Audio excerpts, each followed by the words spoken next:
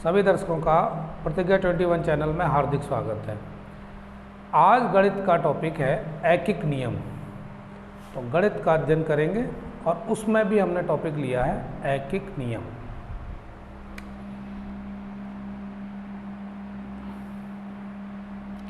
और गणित में पढ़ना है ऐकिक नियम। अब इसके सवाल देखने हैं। अब इस प्रकार के प्रश्नों का लाभ यूपी टेट और सी टेट में जो मैथ आता है उसमें भी कुछ इसी तरह के प्रश्न आपको मिल सकते हैं। पहला क्वेश्चन लिया जाए, 18 पुस्तकों का मूल्य 216 रुपये। 18 पुस्तकों का मूल्य 216 रुपये है, तो ऐसी 32 पुस्तकों का मूल्य ज्ञात करो। मूल्य ज्ञात करो। अब ये प्रश्न है आपके सामने। तो इस प्रश्न को निकालने के नियम तो अनेक हो सकते हैं, लेकिन जो मैं समझा रहा हूँ आप प्रयास करिए कि वो आपकी समझ में आ जाए। पूछा इसमें मूल्य, तो हमने क्या करा, मूल्य यहाँ लिख दिया और पुस्तक यहाँ लिख दिया, क्योंकि पुस्तक और मूल्य की बात है। तो 18 पुस्तक का जो मूल्य है वो 216 रुपये है और 32 पुस्तक का मूल्य पूछ रहा है, तो हमने सपोज कर लिया x रुपये। एक एरो हमने बनाया और जिसकी साइड हमने नीचे कर दी। ये जो एरो बनाया है इसको नीचे की तरफ। अब एरो जो दूसरा लगाएंगे वो समझना है कैसे लगाएंगे और फिर इसे सॉल्व कैसे करेंगे ये भी समझ लीजिए। 18 पुस्तक का मूल्य 216 रुपये है, तो 32 पुस्तक का मूल्य ज़्यादा ही होगा। 18 पुस्तक का मूल्य 216 रुपये है, तो 32 पुस्तकों का मूल्य ज़्यादा ही होगा। अब इन दोनों संख्याओं में ज़्यादा कौन सी है? 32। तो इस 32 की तरफ ही हमको तीर लगाना है। और फिर समझ लो, पुस्तक और मूल्य के बीच में रिलेशन है क्या? 18 पुस्तकों का मूल्य 216 रुपये है, तो 32 पुस्तकों का मूल्य ज्ञात करो। जो चीज़ ज्ञात करनी होती है वो राइट हैंड की तरफ लिखते हैं। अब जो गिवन है वो लेफ्ट हैंड की तरफ। क्या है?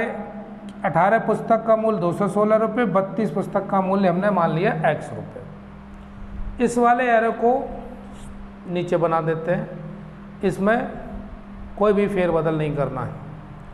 अब फेरबदल जो होना है वो इसमें होना है। 18 पुस्तक का मूल्य 216 है, तो 32 पुस्तकों का मूल्य ज़्यादा होगा। कॉमन सेंस की बात है और हर जगह कॉमन सेंस प्रयोग होता। तो क्या करेंगे? तीर ज़्यादा की तरफ लगाएंगे। ऐसा नहीं है ज़्यादा की तरफ लगाएंगे, चूँकि रिजल्ट ज़्यादा की तरफ आ रहा है। 18 पुस्तकों का मूल्य 216 है, 32 पुस्तकों का मूल्य ज़्यादा होगा, तो जो हमारा रिजल्ट है वो ज़्यादा आ रहा है। तो इन दोनों संख्याओं में ज़्यादा 32 है, तो 32 की तरफ तीर लगा दिया। अगर तीर का निशान नीचे है तो संख्याएं हम लिखेंगे नीचे वाली ऊपर और ऊपर वाली नीचे। तो यहाँ भी x, चूँकि तीर का निशान नीचे है तो x ऊपर और यहाँ 216। और भाई बिल्कुल समझ लो, फिर क्रॉस मल्टीप्लीकेशन, ये क्रॉस मल्टीप्लीकेशन। तो 32 गुणा 216 बराबर 18 गुणा x। अब हमको निकालना तो x की वैल्यू है 32 गुणा 216 बटे 18 इजिकल टू x। अब काट लेना है, तो 18 एकम 18 और 18 दूनी 36, यानी ये 12 बार कट गया। अब x इजिकल टू 32 में 12 का गुणा करेंगे, 12 दूनी 24 का 4, हासिल लगा 2, 12 तिया 36 और 2 38, तो x इजिकल टू का है 384। तो आंसर आपका हो गया 384 रुपये। सवाल एक बार फिर समझा जाए, सबसे बड़ा जटिल काम क्या है? पुस्तक एरो बनाना। आंसर जो भी आए, कम आए तो कम की तरफ, ज़्यादा आंसर आए ज़्यादा की तरफ, और फिर उसके बाद तीर नीचे है तो नीचे की संख्या ऊपर, ऊपर की संख्या नीचे, दोनों साइड, बीच में इजिकल टू लगाना है, क्रॉस मल्टीप्लिकेशन, x की वैल्यू निकाल लेनी है, और वो आ गई यहाँ पर इस सवाल की 384 रुपये। ये आपका आंसर है 384 रुपये। कितनी? 32 पुस्तकों का मूल्य। अब एक सवाल समझा हमने, पहला सवाल। अब दूसरा सवाल समझते हैं इसी तरह का, तो और ठीक से क्लियर होगा। अगला प्रश्न देखते हैं। क्वेश्चन, 5 घड़ियों का मूल्य 3400 रुपये है, तो 7 घड़ियों का मूल्य ज्ञात करो। लो जी, सवाल ये रहा, 5 घड़ियों का मूल्य 34। अब पूछा क्या है? यहाँ मूल्य पूछा है, तो हम राइट हैंड की तरफ क्या लिख लेंगे? मूल्य, और दूसरी तरफ क्या लिख लेंगे? घड़ी। तो 5 घड़ी का मूल्य है 3400 रुपये, 7 घड़ी का मूल्य x रुपये, एरो नीचे, ये करना ही है, एरो इधर साइड का, राइट हैंड साइड का एरो तो नीचे ही करना है। अब इसका देखें फाइनल एरो कैसे लगाएंगे। 5 घड़ी का मूल्य 3400 रुपये, तो 7 घड़ी का मूल्य तो ज़्यादा ही होगा, और इन दोनों में ज़्यादा संख्या कौन सी है? 7। इधर लगा दो, 7/5 बराबर x बटे 3400, क्योंकि एरो नीचे ही है तो संख्या नीचे के ऊपर, ऊपर के नीचे करके बीच में इजिकल टू लगा देंगे, क्रॉस मल्टीप्लिकेशन कर देंगे। 5x equal to 7 into 3400, x equal to 7 3400 बटे 5 हो गया। 5 से अब भाग लगा दो, 5 6 30, 5 8 40, 7 का गुणा 680 में करना है जी, 0, 7 8 56 का 6, यहाँ से लगा 5, 7 6 42 और 5 47, 4760 रुपये हो गए जी। ये हो गया आंसर किसका? 7 घड़ियों का मूल्य 4760 रुपये। मैंने कहा जो गणित में तरीका समझ में आ जाए वो है आसान, और जो हमारी समझ में ही नहीं आ रहा बहुत कठिन। प्रयास कर रहे हैं एक नई विधि से, अगर आपको समझ में आ जाए तो ये लाभ करेगा आपको बहुत ज़्यादा। अगला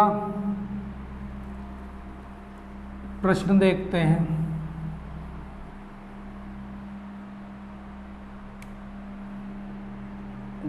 गीता 8 किलोग्राम सेब 120 रुपये में खरीदती है, वह 675 रुपये में कितने सेब खरीदेगी? और लो भाई, ये भी सवाल है। 8 किलोग्राम सेब 120 रुपये में, तो 675 रुपये में कितने सेब, यानी क्वांटिटी पूछी है, तो किलोग्राम तो इधर लिख लो जी,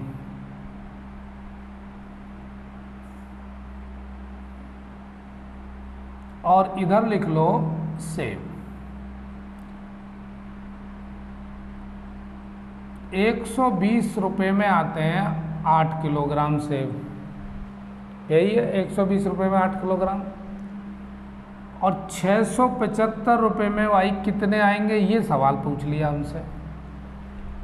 अब करना क्या है, मैंने फिर बताया इधर वाला राइट हैंड साइड का एरो तो नीचे ही लगाते हैं। 675 रुपये में सपोज कर लिया x किलोग्राम आएंगे। अब इधर का एरो कैसे लगना, 120 रुपये में आते हैं 8 किलो और 675 में ज़्यादा ही आएंगे, एरो ज़्यादा की तरफ लग गया क्योंकि 675 में सेब ज़्यादा ही आएंगे। अब इसको सॉल्व करने का वही मेथड, 675 बट्टे 120 बराबर x बट्टे 8, क्रॉस मल्टीप्लिकेशन करना है तो x इजिकल टू कितना हो गया, 675 गुणा 8 बटे 120। 120 का गुणा x में करते हैं और उसके बाद 8 का गुणा इसमें करते हैं, तो 120 का तो वैसे ही डिवाइड होना है। आप इसे काट लीजिए, कैसे काटेंगे, 8 एकम 8 और 8 पंजे 40, 675 बटे 15। अब 15 से फिर सीधा भाग दे दे, 15 चौक 60 और 15 पंजे 75, तो कितना होगा जी, 45 kg। आंसर आ गया 45 kg, किलोग्राम। ये हो गया आपका आंसर। एक ही पैटर्न के अभी हमने 3 सवाल सीखे। एक ही पैटर्न के हमने 3 सवाल सीखे। अब आगे देखते हैं चौथा सवाल।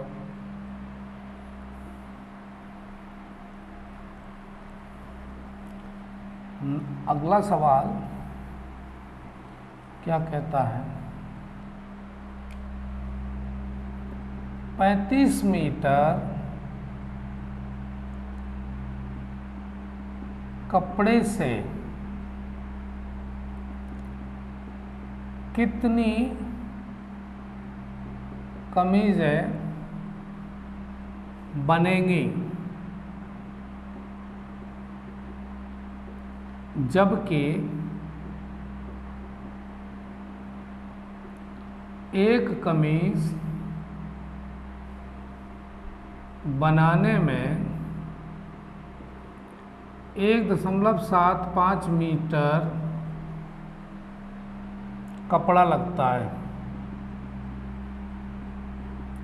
देखो फिर वही सवाल सामने है, थोड़ा इससे पूर्व के सवाल से हट के ये सवाल है, इसकी नज़ाकत कुछ अलग ही है। अब सवाल को पढ़ने के बाद पता चलेगी कि हम इसको किस विधि से निकालेंगे। 35 मीटर कपड़े से कितनी कमीजें बनेंगी। अब सीधी सीधी बात है कि कमीज पूछ रहा है, अब वो भी कितनी, संख्या कमीजों की। एक कमीज बनाने में इतने मीटर, तो सीधा लिख दो कमीज की संख्या बराबर, कपड़ा हमारे पास 35 मीटर है, एक कमीज बनाने में लगता है हमें 1.75 मीटर। और सीधा सीधा क्या करेंगे, इसमें भाग लगा देंगे। टोटल में 1 का भाग लगा दिया, टोटल 35 मीटर कपड़ा है और एक कमीज में इतना कपड़ा लग रहा है, भाग लगा दिया। अब ये तुम्हारे अंदर क्षमता है कि इसको कैसे सॉल्व करोगे। पॉइंट से ये पॉइंट जब हटाएंगे तो ऊपर 2 जीरो बढ़ा लेंगे, तो नीचे कितना बचा, 175। आज 2 ही जीरो क्यों बढ़ाए, क्योंकि इधर से 1 और 1 2 अंक बाद दशमलव था, इसलिए काट लीजिए। पहले सबसे छोटा 5 सत्ते 35, 5 तिया 15 और 2 बचेंगे 55 25, तो 700 बट्टे 35। अब 35 दूनी 70, यानी 20 कमीज। तो आंसर क्या हुआ, 20 कमीज बनेंगी। यह भाई क्लियर हो गया। ऐसे सवाल कैसे करते हैं, 1 का भाग दे देते हैं, यानी टोटल में 1 का, टोटल 35 मीटर एक कमीज का 1.75 मीटर भाग लगा दिया और भाई कुल संख्या निकल आई। कमीजों की संख्या कितनी? 20।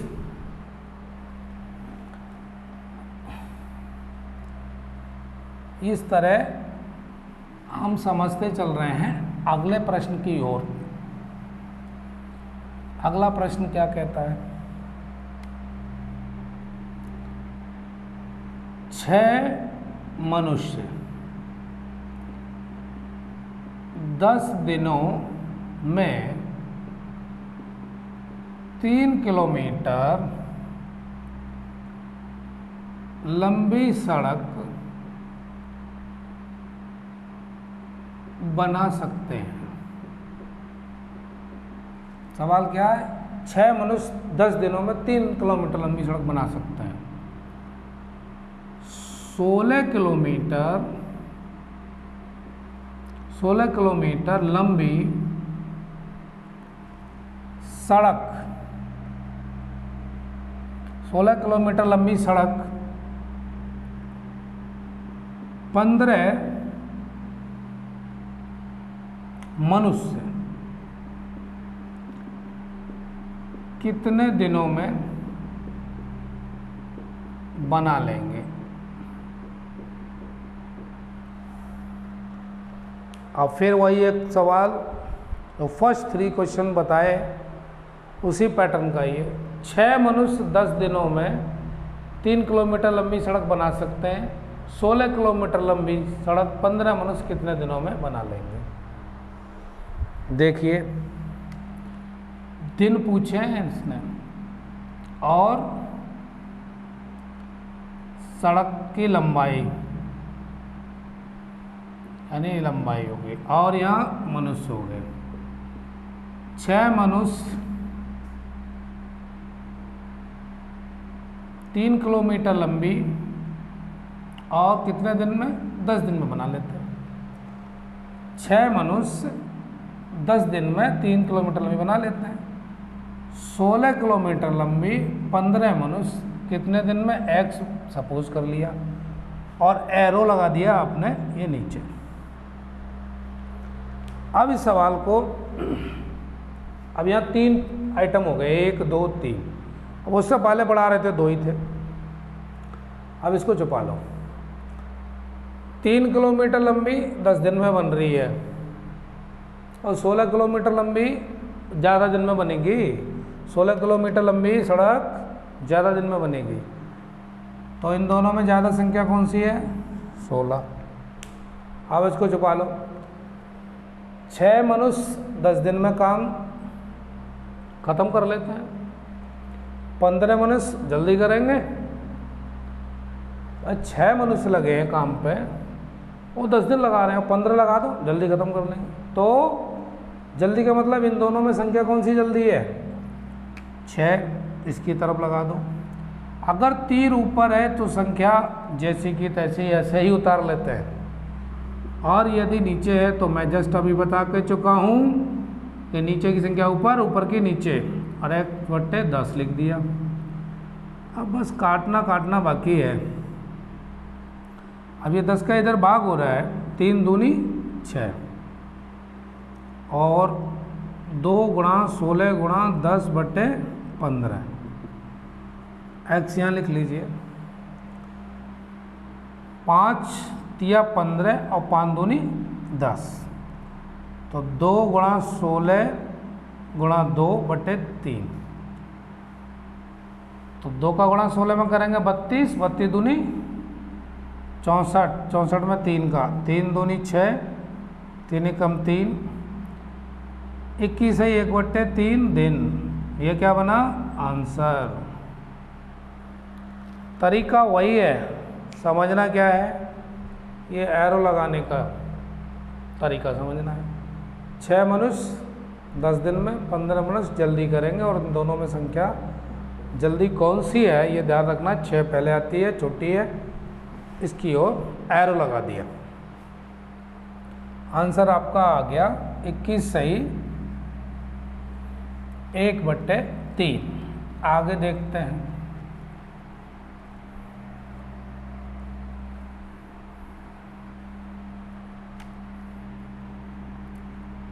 एक फैक्ट्री में प्रतिदिन 12 कारें बनती हैं।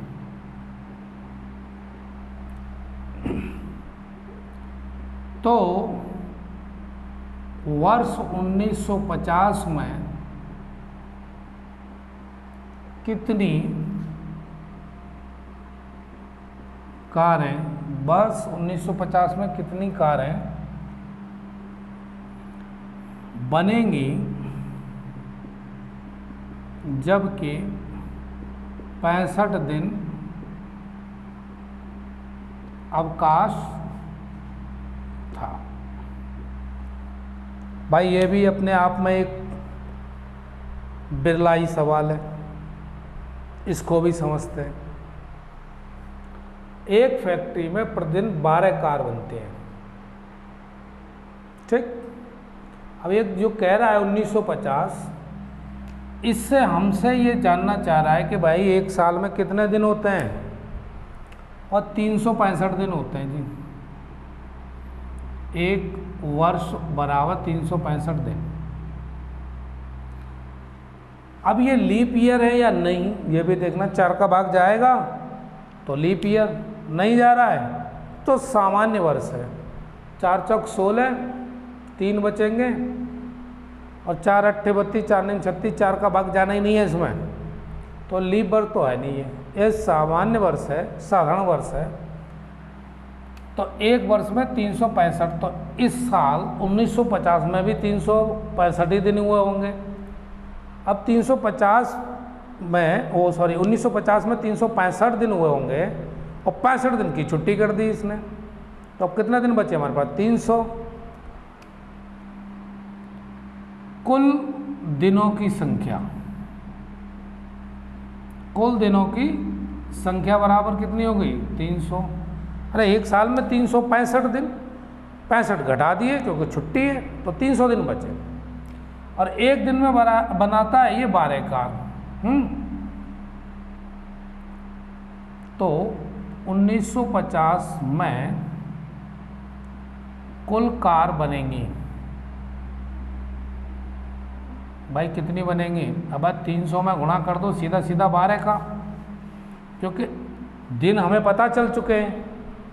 एक दिन में 12 बना लेता है, और 300 दिन में पता करना है, तो सीधा 12 का गुणा करो। 12 तिया 36, ये आंसर हो गया। 3600 कार 1950 में बनाई। 3600 कार बनाई। कब? 1950 में। शर्त ये थी जो प्रश्न में सामने आपके है। प्रतिदिन 12 कार बनती है, 1950 में कितनी कार बनेगी? 65 दिन का अवकाश। आंसर आपके सामने 3600। खूब ठीक तरीके से समझ लीजिए। अब देखते हैं इसी से मिलता जुलता कोई और प्रश्न जो शायद हमें कुछ इससे बेहतर समझा जाए। क्वेश्चन, 18 ट्रकों में 7884 किलोग्राम माल ले जाया जा सकता है। लो जी, पहली शर्त तो ये होगी, 18 ट्रकों में 7884 किलोग्राम माल ले जाया जा सकता है। ऐसे 30 ट्रकों में कितने टन माल ले जाया जा सकता है? दिया क्या है? किलोग्राम। पूछा क्या है? टन। तो एक टन में कितने क्विंटल होते हैं, पहले तो ये समझ में आए, और क्विंटल तो बाद में समझ में आए, पहले तो यही समझ में आ जाए।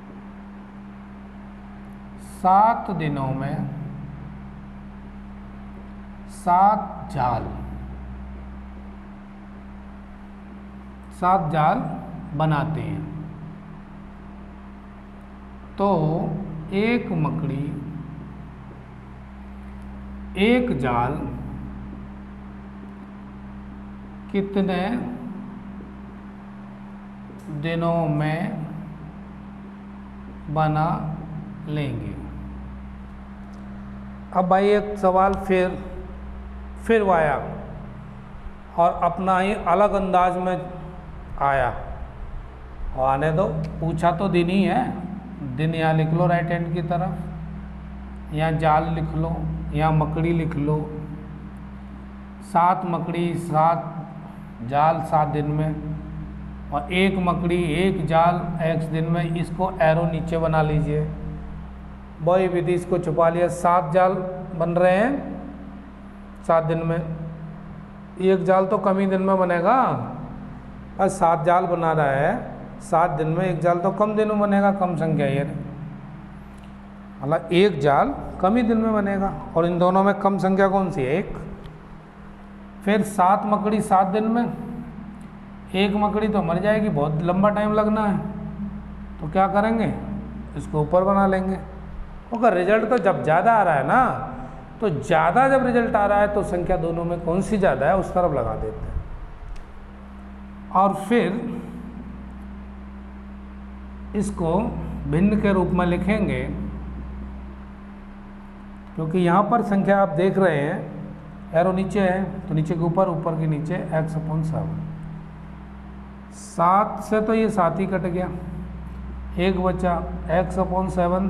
7 का इधर जाएगा तो 7 गुणा 1 बराबर x, x बराबर 7। तो आंसर आ गया 7 दिन लगेंगे भाई। आंसर क्या होगा? 7 दिन। ये रहा आपका आंसर, 7 डेज, यानी 7 दिन। एक मकड़ी एक जाल 7 दिन में लगाएगी। यह एकत नियम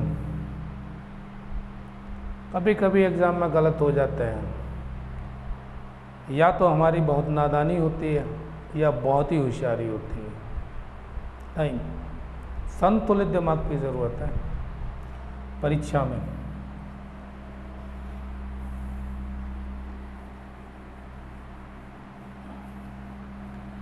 अगला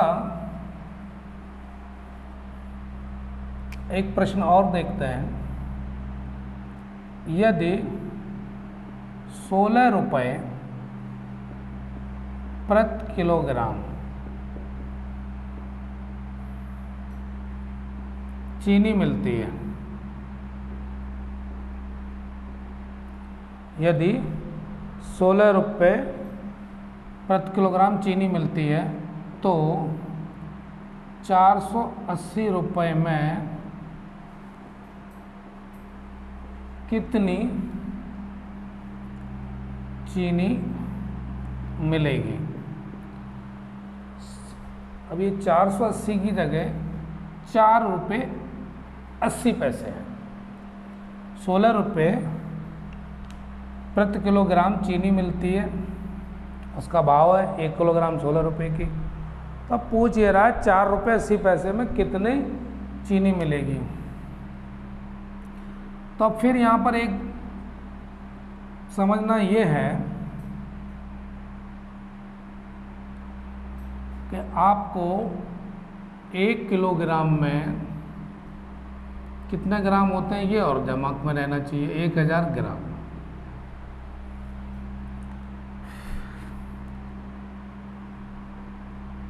₹16 में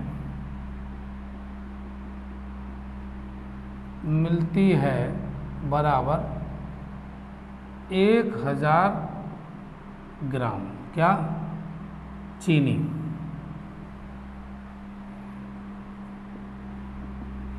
चीनी 16 रुपये मिलती है, चीनी कितनी? 1000 ग्राम। तो 1 रुपये में मिलेगी 1000 में 16 का भाग, इतने ग्राम मिलेगी जी। और ₹4.80 में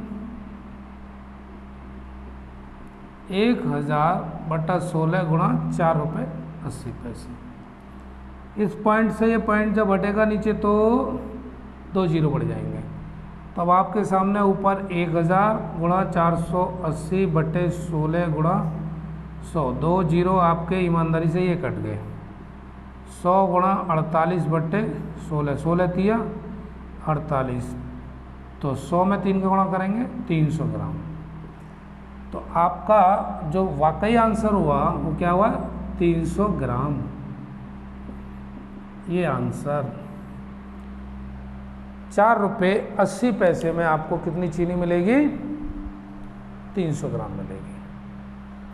ऐसे छोटे छोटे सवाल से आप शुरू करें तो गणित को हम जल्दी आत्मसात कर पाएंगे।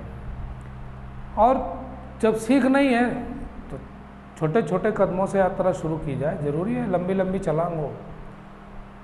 मैथ को सीखना है तो इस तरह छोटे छोटे प्रश्न से आगे बढ़ें। यदि आज की इस क्लास में आपके ज्ञान में वृद्धि की हो, गणित ने थोड़ा बहुत एक कदम भी आपको आगे बढ़ाया हो, तो चैनल को सब्सक्राइब कर लीजिए ताकि सबसे पहले आपको नोटिफिकेशन मिले। और लाइक करिए, शेयर करिए। फिर मिलते हैं किसी और सब्जेक्ट के साथ। तब तक के लिए धन्यवाद।